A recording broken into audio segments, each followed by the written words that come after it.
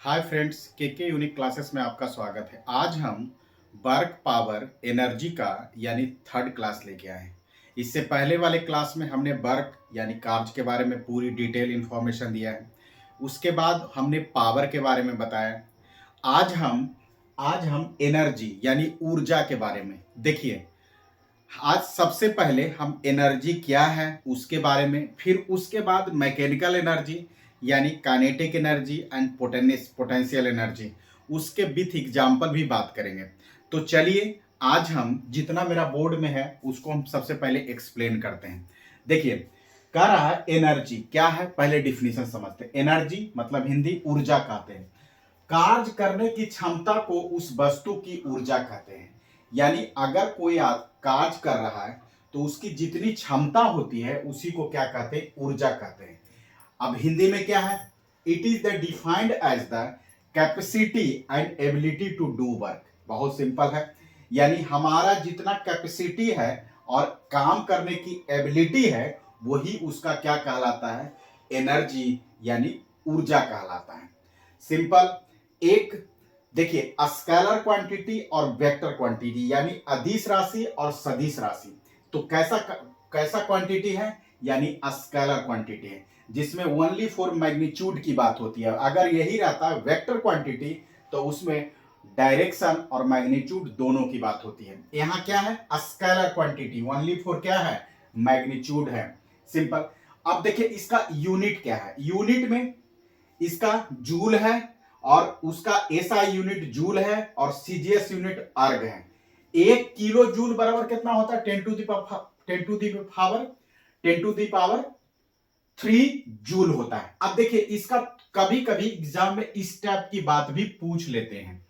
तो one day exam में क्यों, क्योंकि छोटे छोटे मैंने क्वेश्चन आते हैं। तो देखिए A1 अर्ग, अर्ग किसका है, सीजीएस यूनिट है, सीजीएस यूनिट है, सीजीएस यूनिट है, सीजीएस यूनिट है। 1 अर्ग बराबर 10 टू दी पावर -7 जूल होता है। 1 कैलोरी यानी कैलोरी बराबर 4.2 जूल होता है। 1 किलोवाट आवर, ये पहले भी बता चुके हैं कि 3.6 गुने 10 टू दी पावर 6 जूल होता है, जो व्यवसायिक यूनिट है। यानी हम एनर्जी जितना कंज्यूम करते हैं, कितना यूनिट कंज्यूम करते हैं उसी की बात करें। यहां अगर और भी है तो 1 किलोवाट आवर बराबर 1 यूनिट भी लिख सकते हैं, इसको भी लिख सकते हैं। क्यों, क्योंकि इसके पहले वाला। अब 1 इलेक्ट्रॉन वोल्ट ईबी, यानी इसको हिंदी में इसको ऐसे शॉर्ट फॉर्म में ईबी लिखते हैं, तो 1.6 गुने 10 टू दी पावर -19 जूल होता है। ये कभी कभी एग्जाम में, अक्सर वनडे एग्जाम में पूछ लिए जाते हैं, तो हम एक इंफॉर्मेशन के तौर पे हम आपको दे दिए। अब देखिए बहुत इंपॉर्टेंट है, क्या है, मैकेनिकल एनर्जी यानी यांत्रिक ऊर्जा। सिंपल है। देखिए टाइप्स ऑफ एनर्जी बहुत तरह के होते हैं, लेकिन इसमें सबसे ज्यादा हम लोग का मैकेनिकल एनर्जी के बारे में पूछता है।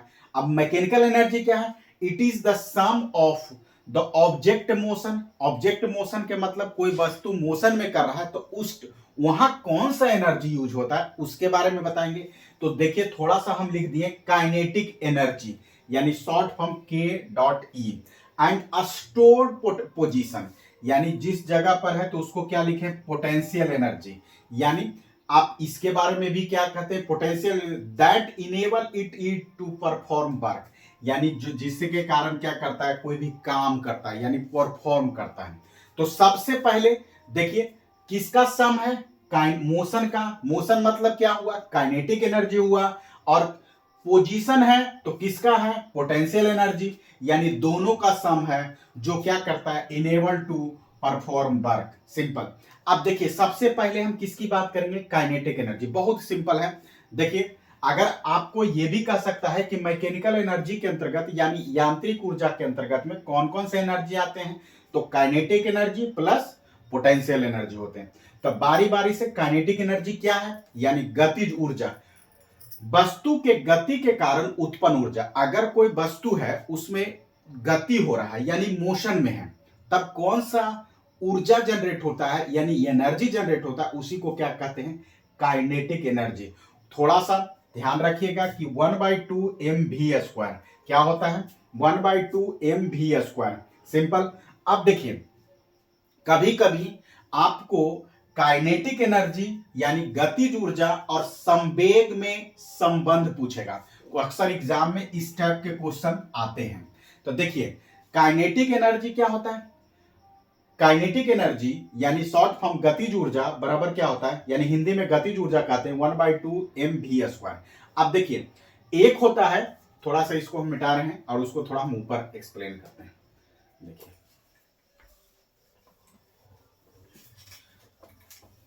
देखिए गतिज ऊर्जा यानी काइनेटिक एनर्जी। देखिए, काइनेटिक एनर्जी बराबर क्या होता है 1/2 mv²। ये क्या हो गया? गतिज ऊर्जा। ये है जो गतिज ऊर्जा, काइनेटिक एनर्जी। अब देखिए एक मोमेंटम के बारे में। देखिए, मोमेंट और मोमेंटम अलग चीज है। तो पहले हम किसके बारे में? मोमेंटम। मोमेंटम यानी इसका हिंदी होता है संवेग। ये क्या होता है जी? देखिए, मोमेंटम के बारे में, तो यानी इसको कहता है प्रोडक्ट ऑफ, प्रोडक्ट किसका? यानी मास एंड वेलोसिटी का। इसको शॉर्ट में क्या कहते हैं? पी लिखते हैं। तब प्रोडक्ट ऑफ किसका? Mass and velocity. ये क्या है? ये क्या है? एक मास इंटू वेलोसिटी है, यानी संवेग के बारे में। अब सर संवेग बीच में क्यों घुसा दिए? तो कभी कभी क्वेश्चन में आपको काइनेटिक एनर्जी दिया रहा है तो आपसे संवेग पूछेगा, यानी ये दोनों में रिलेशन की बात करता है। अक्सर एग्जाम में पूछते हैं, तो वही चीज है, सिंपल। अब देखिए ये क्या है, थोड़ा सा इसके बारे में। ये एक वेक्टर क्वांटिटी है। वेक्टर क्वांटिटी है। क्या है? Vector quantity. यानी क्या है? यानी सदिश राशि है। देखिए, जो ऊर्जा है वो क्या है? अदिश राशि है। अदिश राशि है, यानी वेक्टर क्वांटिटी है। सिंपल। अब इसको रिलेशन कैसे बनाएंगे? देखिए थोड़ा सा समझिए, इसको हम थोड़ा बिठा रहे हैं। देखिए, देखिए काइनेटिक एनर्जी यानी बराबर 1/2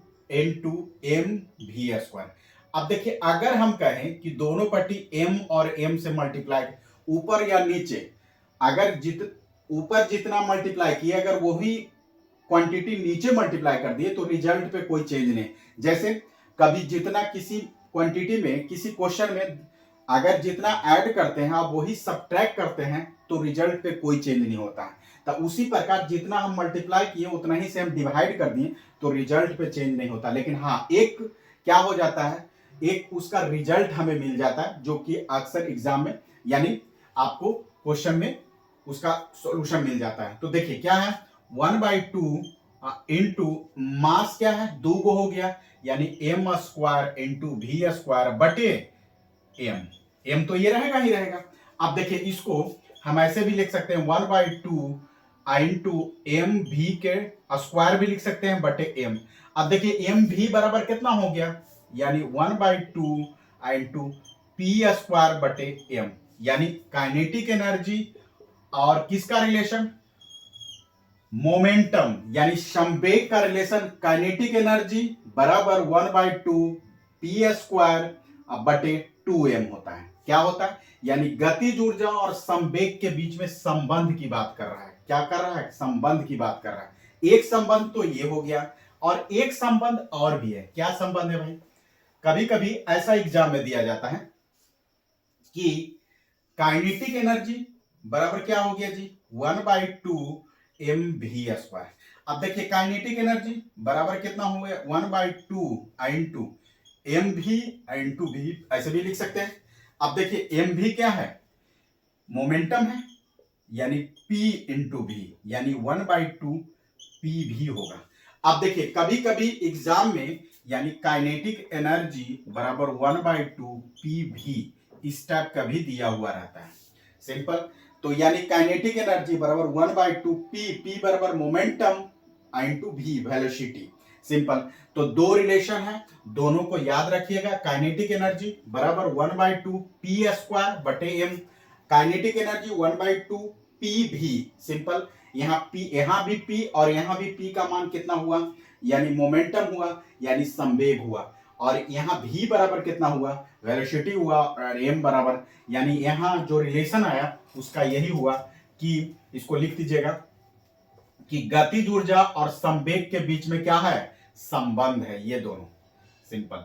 यानी ये दोनों गतिज ऊर्जा और क्या है, यानी गतिज ऊर्जा और संवेग के बीच में संबंध है, यानी काइनेटिक एनर्जी एंड मोमेंटम के बीच में संबंध है। मोमेंटम, मोमेंट नहीं बता रहे, मोमेंट कुछ और चीज है, मोमेंटम कुछ और चीज है।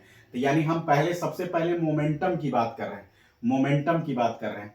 अगर इसके बाद हम क्या आएंगे, पोटेंशियल एनर्जी की बात करेंगे, तो अगला वीडियो में, क्योंकि वीडियो अगर बड़ा हो जाएगी तो। अगर वीडियो अच्छा लगा तो thank you watching the video.